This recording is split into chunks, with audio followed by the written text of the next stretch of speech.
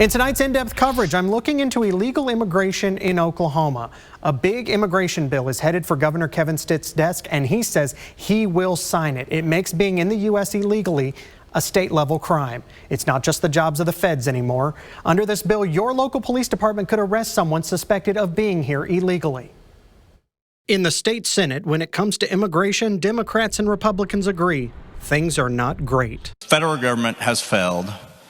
The immigration problem is a crisis. But what they differed on was how to fix it. House Bill 4156 is the Republican supermajority's solution, and they fast-tracked it. Last week it was the House. Tuesday it was the state Senate's turn. 4156 lets state, county, and local law enforcement arrest anyone in Oklahoma illegally. For the first time they are arrested, it's a misdemeanor with the possibility of 1 year in jail and or a $500 fine. After they are released from custody, they have 72 hours to leave the state. If they are arrested again, it becomes a felony with more jail time and or bigger fines. The President of the United States has admitted in January, he finally said the border is a crisis. The U.S. Congress, we can point fingers, we can talk about things. They have not done anything to impact it. So what can we do? We can say you should be here legally within Oklahoma. Republicans accepted no amendments as they try to quickly get the bill to Governor Kevin Stitt's desk, where he promised to sign it. Democrats tried to offer up a counter plan that would allow illegal immigrants found in Oklahoma, but who have broken no other law, to register with the state, get a photo ID, be entered into a national criminal database, and continue to pay taxes for the jobs they hold. This is not the Oklahoma standard. This is the opposite of the Oklahoma standard. This is painting everyone with a broad brush. Democrats also said people will be racially profiled by the color of their skin. Yes, you're going to have people who are stopped because of the way they look. Republicans say there are laws in place prohibiting racial discrimination, and illegal immigrants already broke the law by illegally crossing the border, and they shouldn't be rewarded for being here. I stand before you as a Hispanic female who got here in this building because my grandparents wanted a better life for themselves, but they did it legally. Last month, when this bill was first proposed, I spoke with Tulsa County Sheriff Vic Regalato about how this affects us locally. Regalato has been outspoken about the state of the southern border. He's also Tulsa County's first Latino sheriff. He says law enforcement needs more funding if lawmakers expect them to pick up the slack. I do blame our government for this situation in which we are in. They have failed the American people. And I also am very annoyed that it always comes down to local law enforcement to address. Regalato also told me the new law shouldn't give law enforcement permission to pull someone over just because of their color of their skin, which he and his family have personally experienced. One of the arguments for immigration reform has nothing to do with Latino immigrants, but Chinese nationals. We've told you on Fox 23 for years about massive illegal marijuana grows across the state and raids on those grows. Attorney General Gentner Drummond says with how the law is written and with current Biden administration policies, the feds are only interested in drug lords, but their underlings walk away free. The frustration that my agency is experiencing is we go into an illegal grow facility and we have probable cause to arrest the kingpins, those that have committed a crime that we can pin to them. But then we have a whole host of workers that are also members of a cartel, but are not doing anything when we're present that violates the law, but they're there illegally.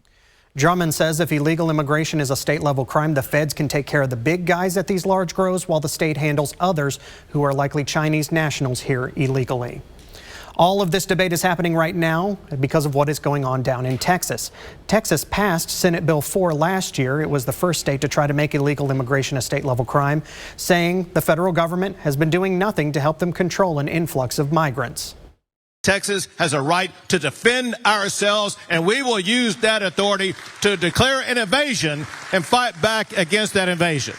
Some Texas sheriffs were opposed, saying the law is unclear and could lead to racial profiling. Others believe it would create distrust of law enforcement in Latino communities who are here legally and not. We don't want our deputies making arrests unless somebody has actually committed a crime. It can be just by seeing somebody and the officer thinking that he's not from here and then asking for documents. It doesn't work like that. Lawsuits were filed over Texas Senate Bill 4. It made it all the way up to the U.S. Supreme Court. The court said while legal arguments were being heard, Texas could go ahead and enforce the bill.